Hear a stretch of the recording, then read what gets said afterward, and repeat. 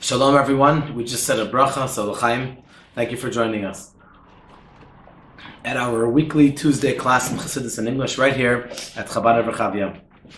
This class and every weekly Tuesday class is dedicated in memory of my dear grandmother, Chaya Sarah Bat Yechezkel, dedicated by my dear brother, Beryl. I am very emotional to tell you why I chose these Maamarim, these discourses, to learn together.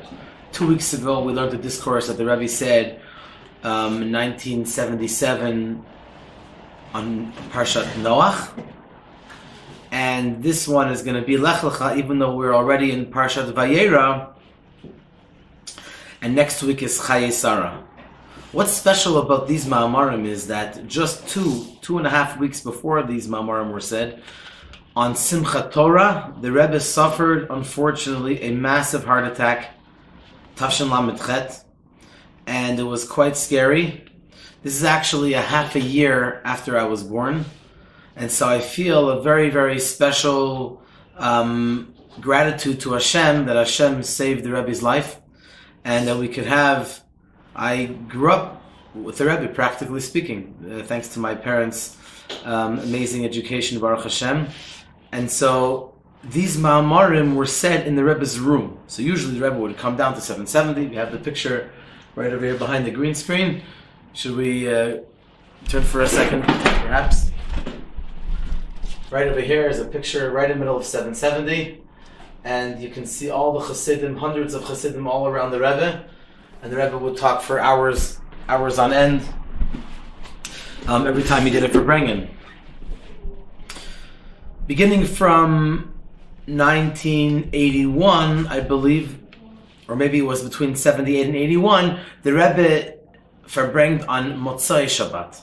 Probably because the doctors only allowed the Rebbe shouldn't have to make too much of an effort. And so he had a microphone, which he cannot do on Shabbos, of course.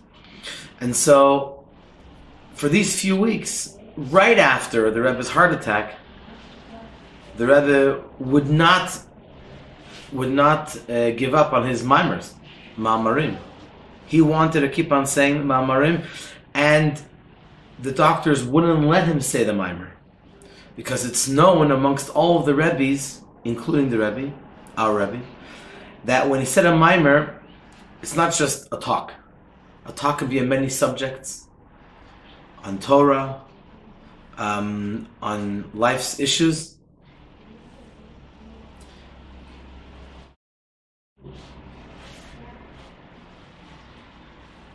Bevakasha.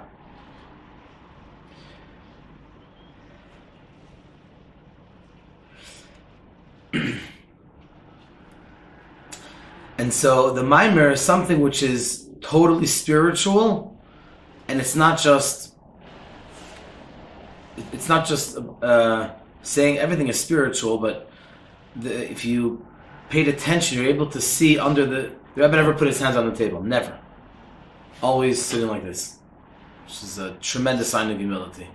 You can see over here, if you want to just look over here. You can see whatever. It's a little bit from the side, so it's hard to hear. And he was turning around, but in all the pictures, you'll never see him, as far as I know.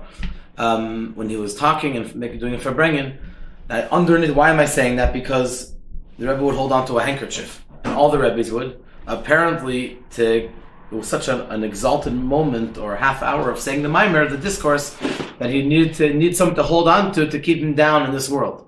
Now, after he suffered a heart attack, the doctors, the cardiologists, were very concerned for the Rebbe's health, and they did not let him say Maamar. But the Rebbe, he ran the show.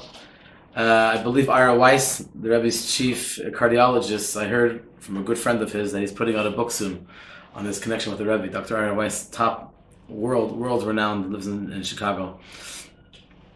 Anyways, so the Rebbe did it for Brengen and the Maamar.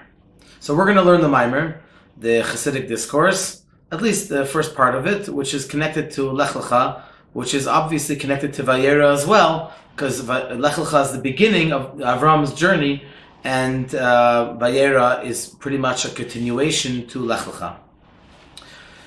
Okay, so it says in the beginning of the parasha, Vayomer Hashem al Avram. At the time he was Avram, not yet Avraham. Lech Lecha, Hashem said to him, go to yourself, me'artzecha, from your land, u'mimoladetecha, and from your birthplace, u'mebeit avicha, and from your parents' home, el ha'aretz asher areka, and to the land which I will show you, which obviously we know now means Eretz Yisrael. V'yadua, and it's known, sheyesh b'zebeit pirushim, that there are two explanations, two interpretations into this. Pirush Aleph, the first interpretation is, Sha'alicha de Lech Lecha hi milmala lamata, that the quote-unquote going is from above to below. In other words, there are two directions that one can go.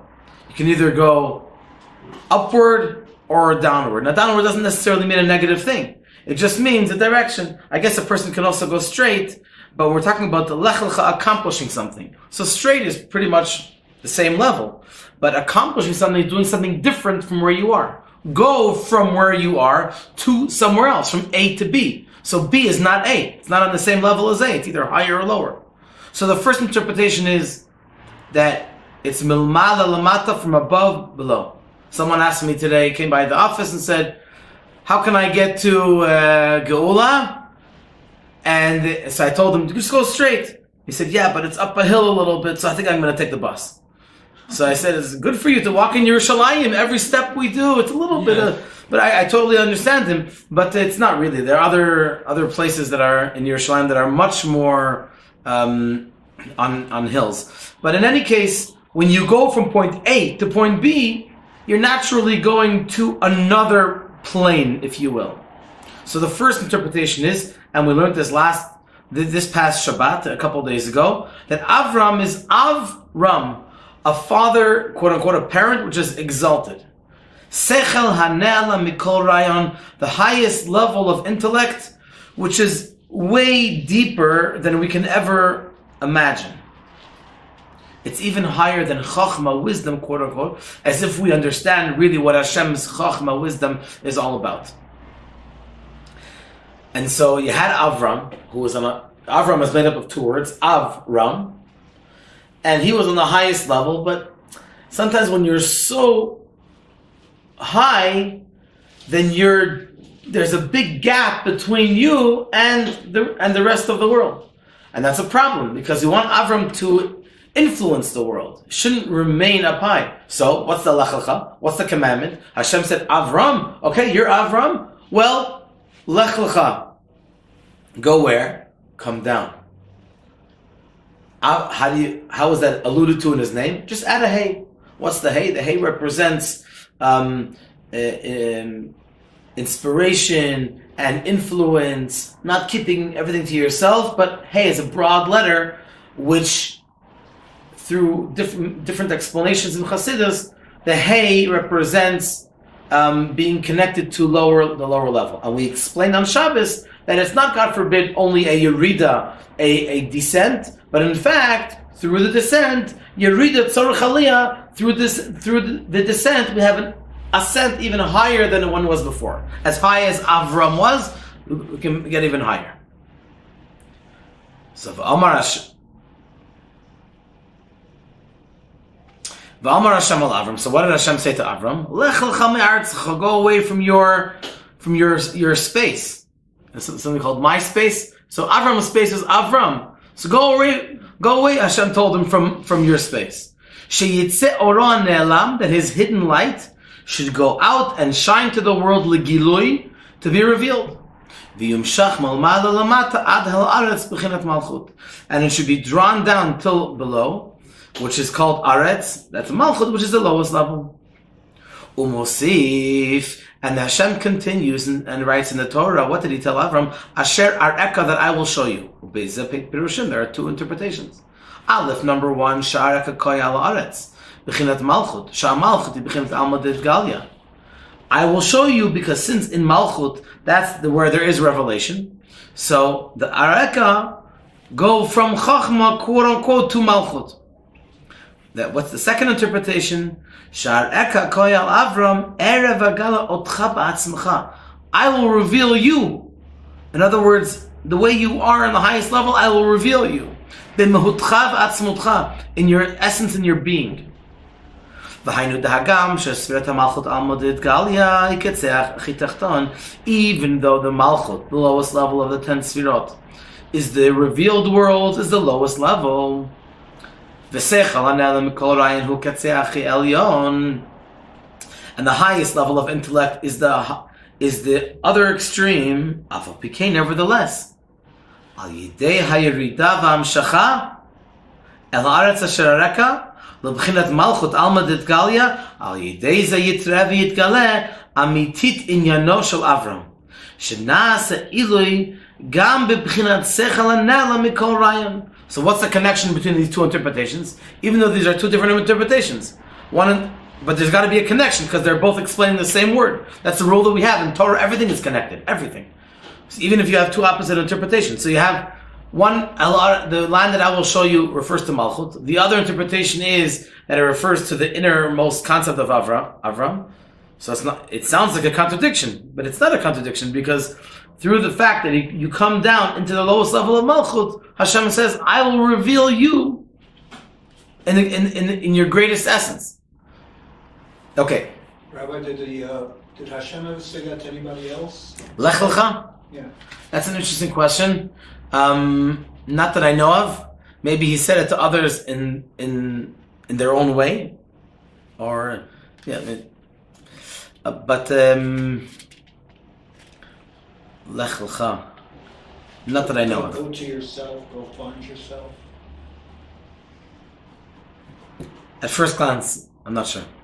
Okay, so the underlining message of this mimer is going to be that all the wonderful, deep interpretations that we learn about in Torah or from the Alter Rebbe and so on have to have a practical implication for our day-to-day lives.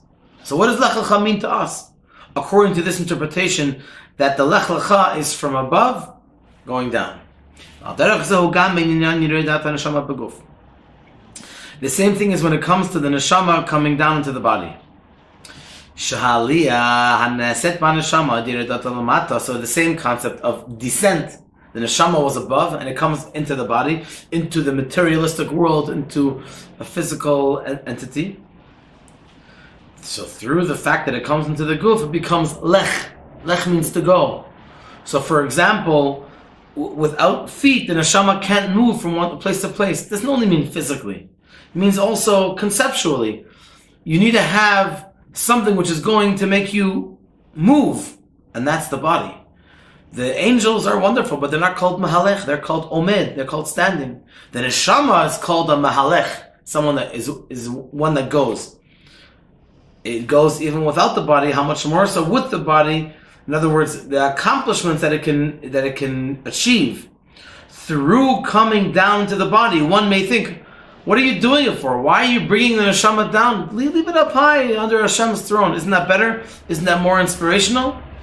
But in fact, through the fact that we're able to, that Hashem brings the neshama into the body, through that, the neshama has an elevation even higher than it was before. Even in the pintel yiddish, they say in Yiddish, even in the quintessential point of the neshama, the highest level, yichida, it's on a totally different plane after it comes into the body, through the fact that it acts through the body, rather than if it would have never come into the body.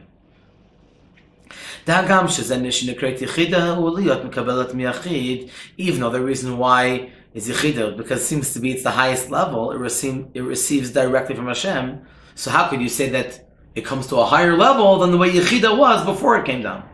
Nevertheless, this is the unbelievable innovation of the neshama coming down into the body. You would think it can't go any higher. Maybe the lower levels, neshama, nefesh, ruach, neshama, or even chaya. But yichida can ascend to a higher level. Seemingly, there's no higher level than that. Nonetheless, through the fact that the neshama comes down below, from a tall spot, like a tall building or a tall place, to a deep pit, which are two opposite extremes. There's an aliyah, an elevation also in the Yechida. Just as a little example, I can't help but be reminded of a very, very sad thing that happened in our family. Unfortunately, my uncle, as you may know, was murdered. It's almost 19 years. In January, in Shvat, it's going to be 19 years of the yard site. And it's my father's youngest brother. He had made an aliyah in 1991, and unfortunately, he was murdered in 2004 with 6 orphans. The youngest was a year and a half. Younger than a year and a half. And my father came with his siblings and my grandmother, she should continue to live for happy and healthy years. Bezrat Hashem, Amen. They came they didn't make it for the funeral because it was shortly after, but they came for the Shiva. They came as soon as possible, of course. And one of the leading Chabad rabbis came to make a Shiva call. And my father told me afterwards that he asked this rabbi that people say the neshama, people are wishing, the mourners, the neshama should have an aliyah. The soul should have an elevation. He said because his brother, my uncle, was killed al Kiddush Hashem for sanctification of Hashem's name, the cursed murderer didn't kill him because he knew him or he did something to him, just because he's Jewish. That's the only reason why. Mm-hmm.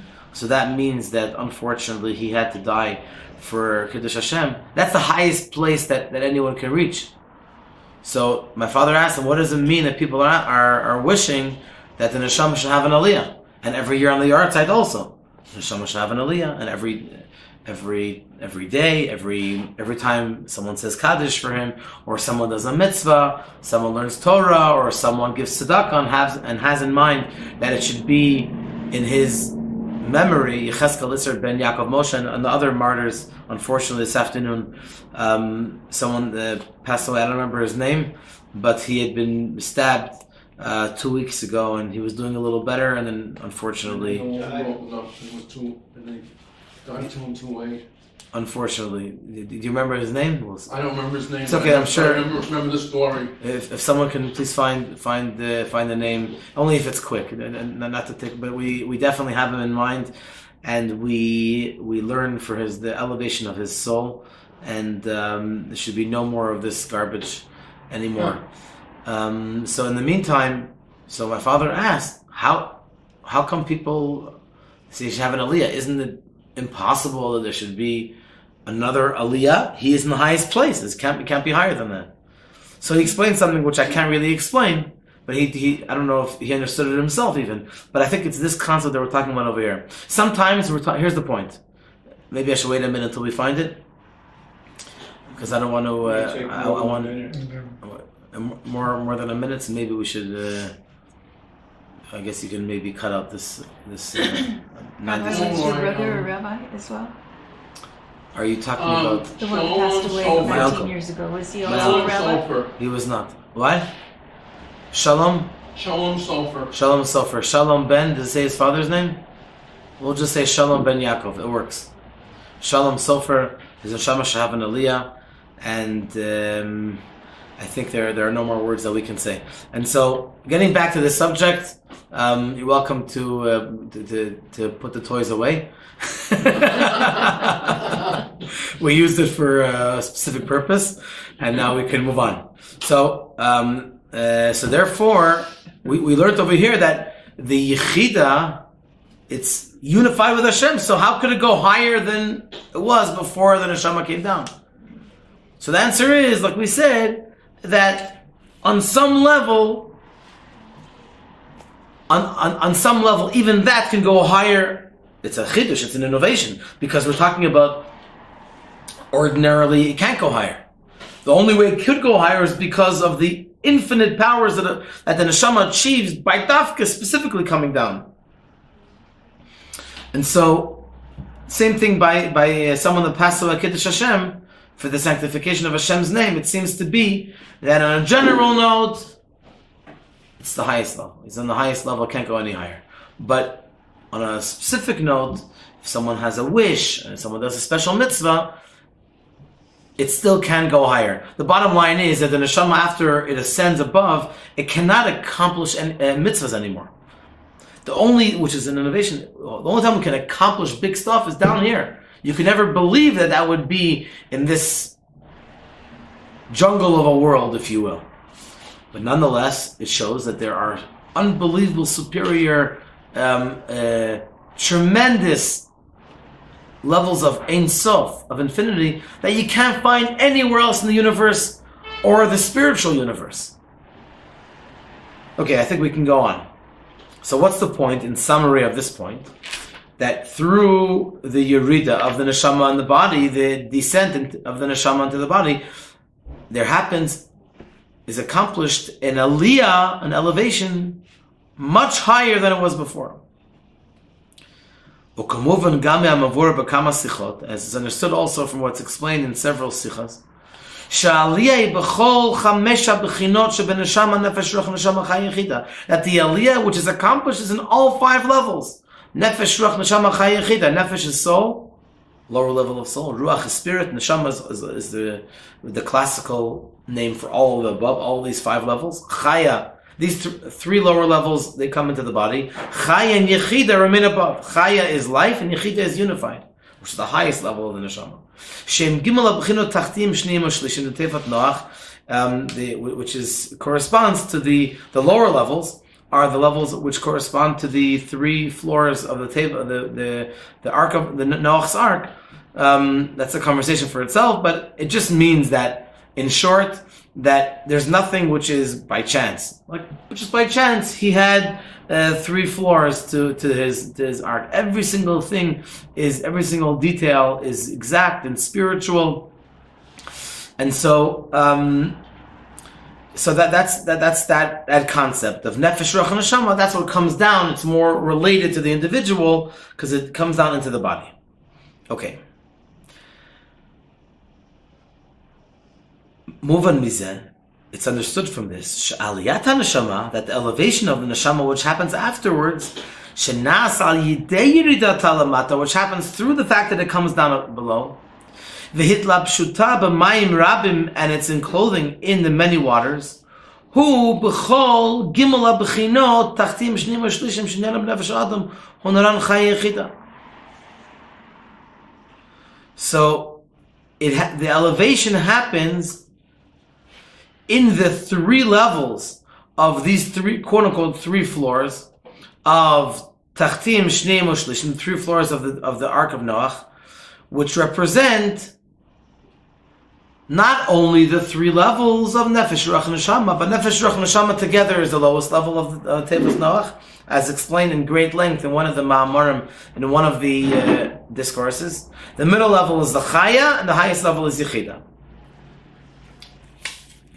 So up until now, we learned the first interpretation of Lech Lecha. Lech Lecha, go down. Don't stay above. With all due respect to Avram, I just want to explain the concept. With all due respect, it's wonderful to be great, but don't remain remote and removed from your people. Lech Lecha, go down and lift them up. Now is the second interpretation of Lech Lecha milmata lamala. That makes a little more sense. If you say milmata lamata, so you have to explain, and we did explain how, why would you do a descent? The answer is, because through the descent you have a greater ascent afterwards. But logically, Lech Lecha, go, move, accomplish, turn over the world, do good things. So what's Lech Lecha? Always to go up, never stay at the same level. Keep on going, go up. Do every mitzvah that we do, we have an ascent, and we're doing better and better, and we're preparing the world for the coming of Mashiach. So that's the more understandable. Now we're going to elaborate on this.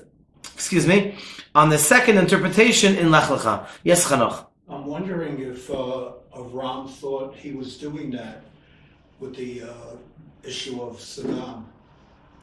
That he was trying to what? He was trying to elevate. Sure. All others. Sure. That's a great point. That was the Chumash from yesterday that we learned about Sodom, and he begged, and today. And Hashem said no. unfortunately, because Hashem knows sometimes. The classical example is about eating non-kosher food, or let's say an extreme example is pig.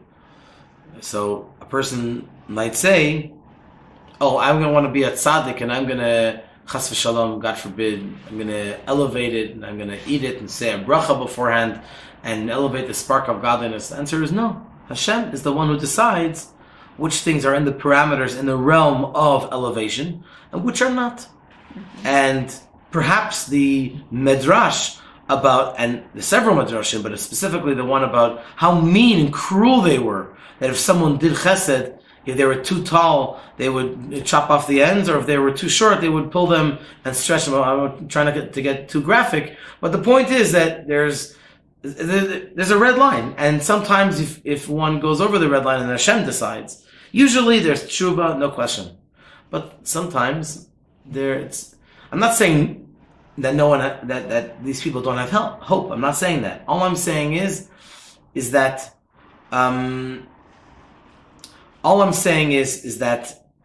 sometimes it's not us that can bring the help. We don't know exactly who. Hashem could do it. Hashem has to do it himself.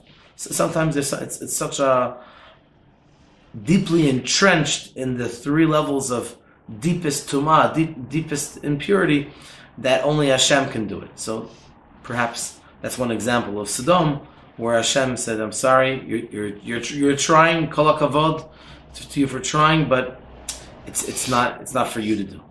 So they were like a reincarnation of the generation of the flood. That's a good question. I really don't know. These things we can't make up. So either it says it in the Zohar or in the Kabbalah. That's an appropriate authority that can say, this guy is a reincarnation of this person. There was a tzaddik, his name was Rabbi Yonasan Eibeshitz. He was a genius. As a child, there are several stories, how he debated with big professors and kings. I think he lived around 400 years ago. Genius stories. I don't have anyone exactly right now at the top of my head, but if you search his name, or if you ask me after the class, I'll text you his name. And I'm sure you do search online, you can find some really cool stories. So he apparently said that he knew who his neshama was a reincarnation from. And apparently, if I remember correctly, he was the fourth time that the neshama came down. Well, finally he became a tzaddik. And the first one, you ready for this one? The first one, he was one of the sheep of Yaakov Avinu. That's where his neshama was one of the sheep. You know, when Yaakov had made a deal with Lavan, and they divided the sheep, and then his multiplied big time, and he had the dotted ones and the striped ones, and so on and so forth. So he knew. I mean, this is not something we can make up. This is something which we have to know the fact. So he was a tzaddik. He knew about it. For example, this is a little bit of a more down-to-earth example. That Tzemach Tzedek, the third Chabad Rebbe, said about the Alter Rebbe that he was a neshama chadasha, a new neshama. For hundreds of years, apparently, there had been only, I call them, recycled neshamas.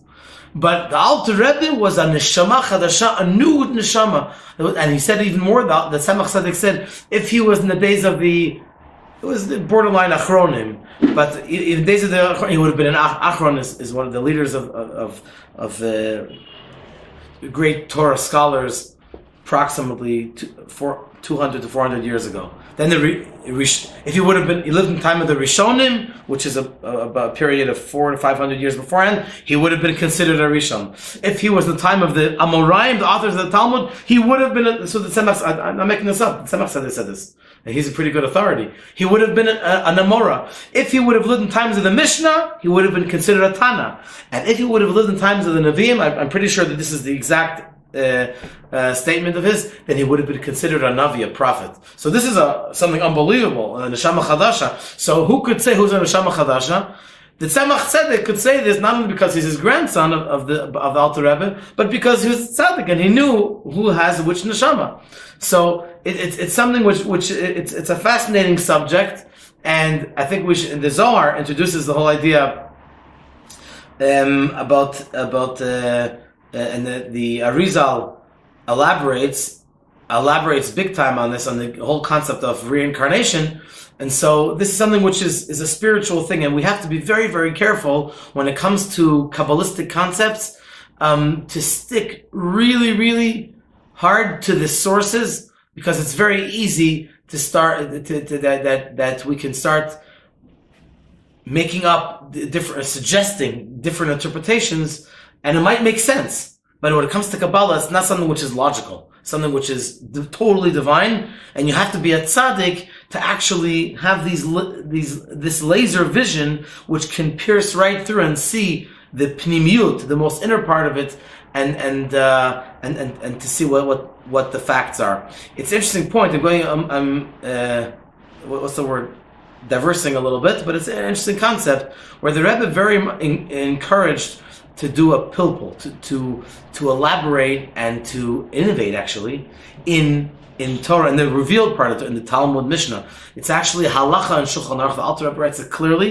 It's a mitzvah for every single Jew to innovate in all parts of the Torah. Now that's a very powerful statement. Who are we? I can talk for myself. Who am I to innovate in Torah? I'm a little nothing. You're talking about great tzaddikim who wrote the Torah from Hashem, Ruach HaKodesh, divine inspiration. But it's a mitzvah for every single person to innovate in every part of the Torah, not only in the Chumash, not innovate. You have to be very careful because we have rules, guidelines. How it's a very dangerous category to say innovate. So chas v'shalom, just take it to an extreme. It could be like reform. They're innovating. Well, they're innovating. They're totally reforming. So we have to be very careful. It has to be within the parameters, within the framework that our chachamim, our sages of blessed memory, have established for us. But there is a mitzvah like that. So there's a difference between innovating in the revealed part of the Torah and innovating in Chassidus. Is that what they Just 1/2 a second. Just want to finish the concept. So innovating in the revealed part of the Torah, Mishnah, Talmud, Halacha, it's also, tricky, but you can say, Ulai yesh lomar. Perhaps we can say. As long as you put in those words, perhaps, that's a little measure of humility, or a big measure of humility. So this way, we're not saying, what I say is right and it's 100%. Maybe it's correct. But in Chassidus, that's really, Chassidus is really for a Rebbe to innovate. It's not for us. Who are we to innovate? How can we... I don't know if the right word is innovate. I think it is. L'chadesh, right? L'chadesh, that means to make a chidush, an innovation. So the Rebbe encouraged people very much to try to innovate in Torah, of course within the boundaries, the framework of Torah, and even in Chassidus, even young bachurim, young yeshiva boys. It's unbelievable. This is really fascinating. This is part of the out of the box way how the Rebbe thinks. You would think coming from I don't know if it's a third world country, definitely a little shtetl somewhere in Europe, or even a big city. For us, that's in those days it was like a different way, a different mindset. But thinking in a way of broad and not being afraid and just keep on innovating and go out there, be a shliach. Doesn't matter if you think you're appropriate. Just go turn over the world. It's amazing. It's inspiration. It's inspirational for me at every moment just to think about the Rebbe's vision. And so even that a young lad, a young bacher, should be able to sit in yeshiva, not only in Nigla, in the revealed part of the Torah, but also in Chassidus, it's not so simple. But the Rebbe pushed it, really pushed it and encouraged it. And also, I have to say this, that he said, how can you innovate you can't really innovate in Chassidus. It's for a Rebbe, like Kabbalah. We can't make things up. This is it's very, very dangerous, very risky, extremely. So he said that what you can do is you can compare two concepts. So if you see an idea, so you can say, hey, 1 second, maybe, of course you have to put in that word in capital letters, bold, underlined 5 times, maybe we can say that according to this, and I found in another book that it has a similar concept, maybe according to this we can understand that even better.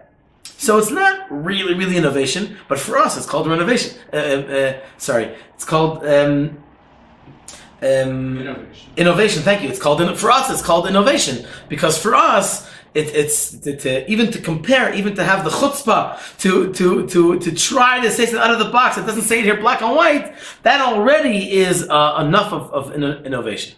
So that was a little crash course. The whole idea of writing Ha'arot and Pilpulim, I think is fascinating. Yes? Isn't that really what the oral Torah does? That's a great question. Interpretation. That's a great question. So we believe that the oral Torah Shebal Peh, is not regular people. The tzaddikim, Rashi, Rambam, Mishnah, Talmud, all the Baal Shem Tov, Arizal, all the greatest tzaddikim, they had Ruach HaKodesh, divine inspiration. So there's a huge difference, a massive gap between those tzaddikim that had the authority to write down their chidushim, the Rashba, all the great tzaddikim that we have in the back of the Talmud, and in the middle, it's unbelievable. It's a sea which is broader than any ocean. So it's a little different.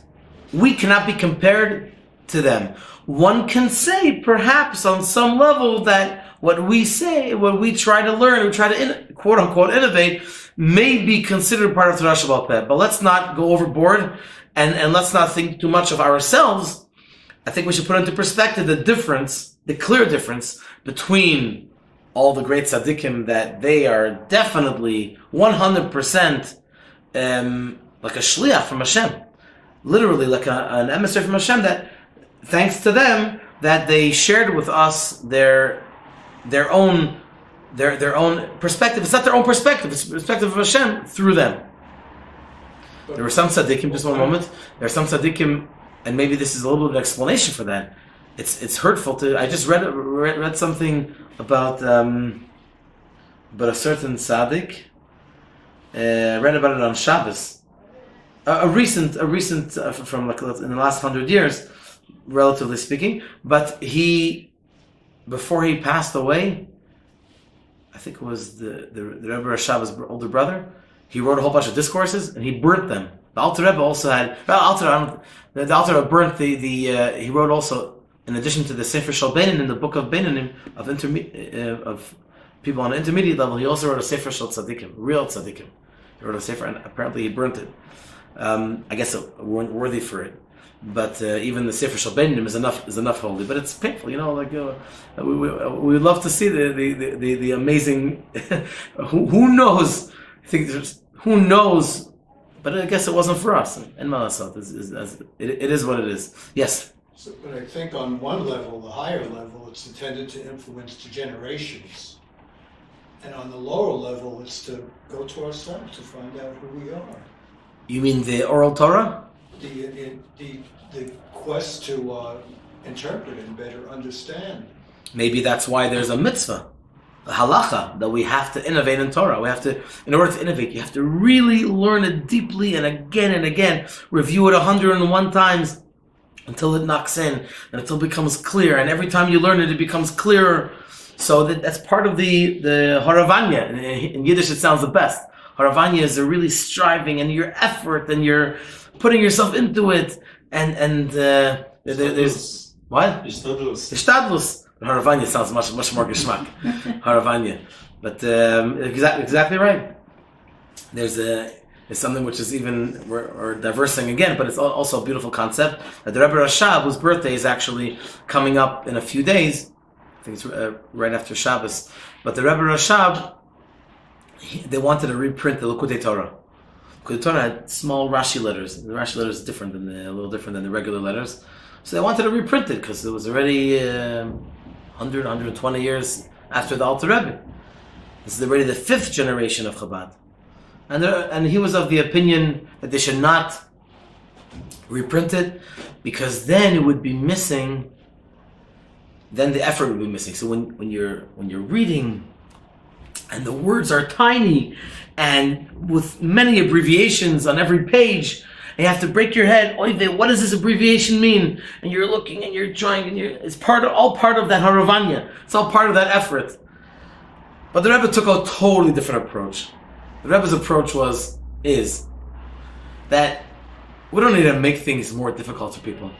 Mashiach, the Neshama Mashiach said to the Baal Shem Tov, may your wellsprings be spread out outside. So if you want to bring it to the outside, you got to make it accessible. So that's why they reprinted it. The Rebbe gave permission to reprint it, and you can beautiful. Today the Torah Or and the Kut Torah is beautiful, nice letters, whatever. I'm just trying to say that bringing what the Rebbe Rashab said is something special. I'm just focusing on that for a moment. That when you have the Haravanya as part of how do you innovate? The more you push yourself to it, and the more you strive, and you put in an effort, and you really you put all the distractions away. Then you can see the depth, you can see the core, the light, the deep light, the inner light. You can see that at least on our level, at least. On the Rebbe's level, that's and Maladaber, there's nothing to talk about. We don't even have any glimpse into that insight into the Torah. But at least for us, we also have a mitzvah. And I think it's a nice concept. Even on our level, we're also allowed to, not only allowed to, we have an obligation to throw ourselves into the Torah and to make it real, to make it part of us, not just something which technical we do a couple of times a day, we open a book and we read, but it's something that when we're into it, we're totally immersed into it. Whether it's a half hour, 5 minutes, or 5 hours, when we're doing it, we're totally into it. Okay, so let's elaborate at least a little bit on the second interpretation of Lech Lecha, milmata lamala, from below upward. Ha'alicha me'aretz metavicha. That's the literal translation, going away from the past. Charon afshal makom, which represents Hashem's. What's the word I'm looking for? Hashem was upset at the way people were acting, which represents a very, very mundane, even the opposite of Kedusha, the opposite of holiness. That's where Terach was. He was all into the idol worship. Idol worshipping. Dargah Chitachtona, the lowest level. And Hashem said, let's go upwards. Lech Lecha, go to yourself, go upwards. Umisham yelech v'yalem el mata lamala ad el aretz asher arakas. You go from below above, upward, until the land which I will show you. Shakaya al b'chinat malchut. So this refers to the level of malchut. So higher and higher to different levels of revelation of godliness. So Hashem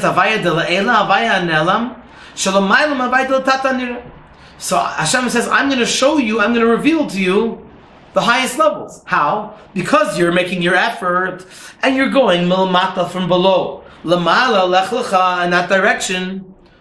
So you deserve that I should reveal to you the greatest levels which are concealed, which parenthetically is what Avram represents.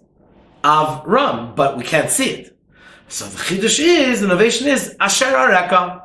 I will show, don't worry Avram. I know you're coming from Charan. I know where you're coming from. I know your family. I know where your Bet Avicha, where your family is from.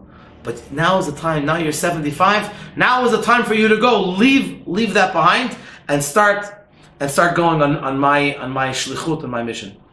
Once again, the Rebbe always translates it for us. The V'Yaakov halach l'darkei. The Rebbe would announce after Simchas Torah, V'Yaakov halach l'darkei. It's a quote from the Parsha, I believe it's the end of Vayetze, which we'll read in about 4 weeks.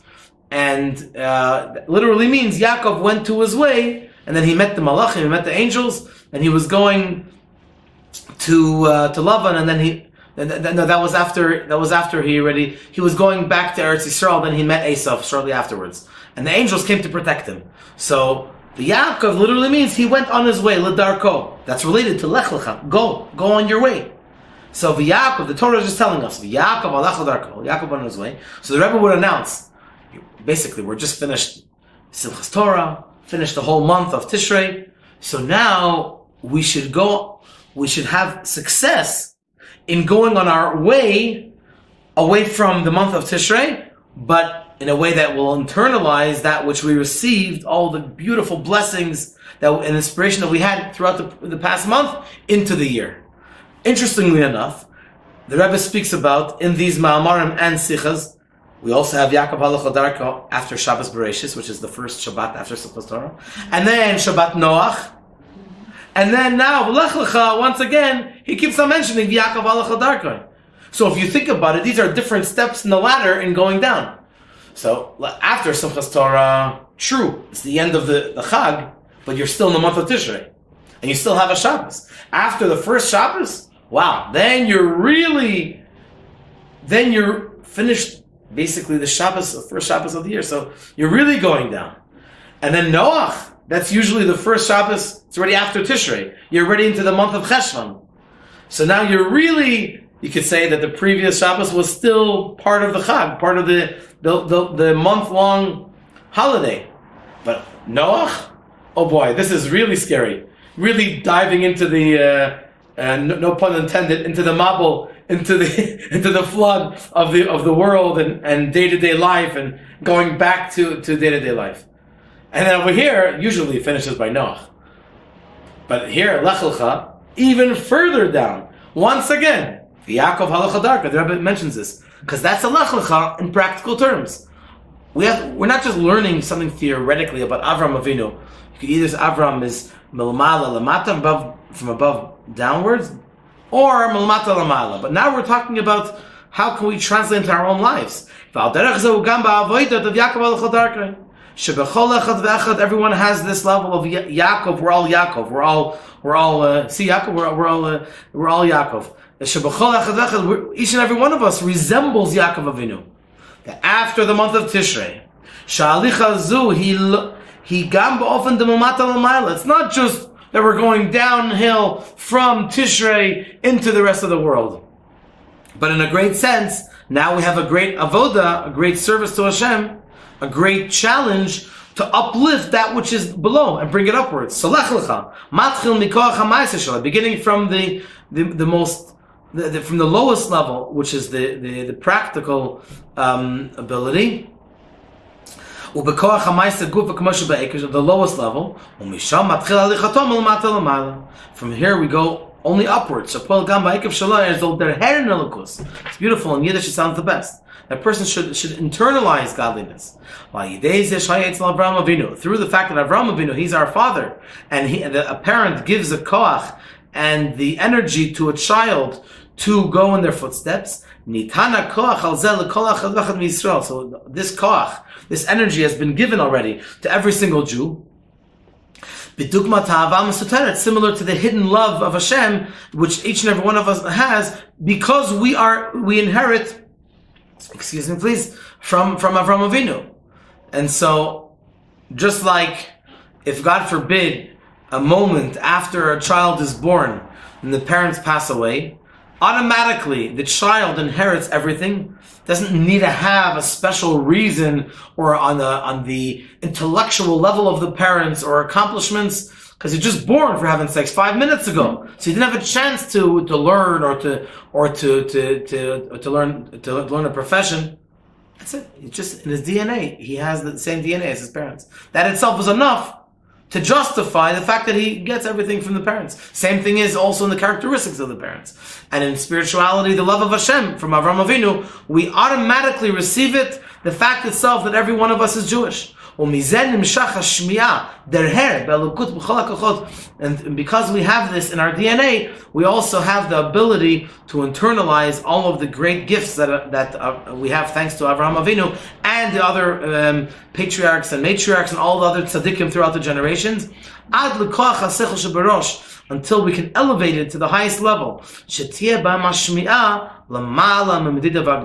That they should have this ability to internalize, which is way higher than any level of intellect. So in summary, what we've learned today is about Lech Lecha. Lech Lecha either means, Avram, go downwards, and don't stay removed up and away, but come down and do whatever you can to inspire the world and to stay connected to your people. Obviously through that, you and they and the whole world will have an aliyah, an elevation way higher. The second interpretation is that Lech Lecha, you're coming from Charan, I totally understand you. But I'm going to help you, Hashem says to Avram and to each and every one of us, to get up from whatever level we're on, from whatever situation we're in, and to climb the ladder and to go higher and higher. Now these two concepts are not contradictory. They're just, each one feeds into the other. Each one is important. They're both lessons for each person in their own status. But the bottom line has to be that we are children of Avraham Avinu.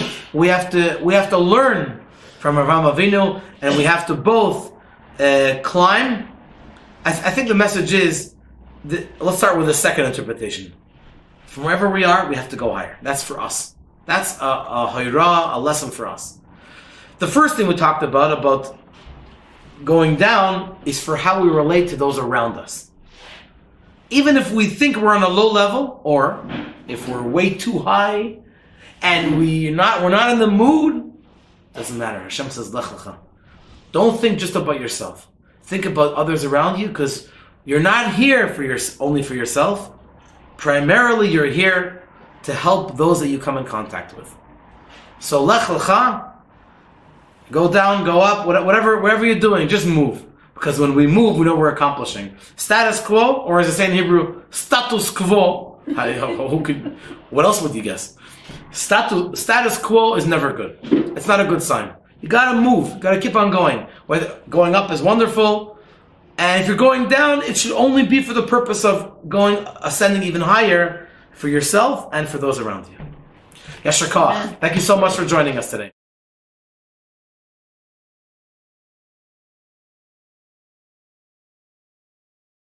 This class has been dedicated generously by my brother Beryl Goldberg in memory of our late grandmother Chaya Sarah Bat Yecheskel.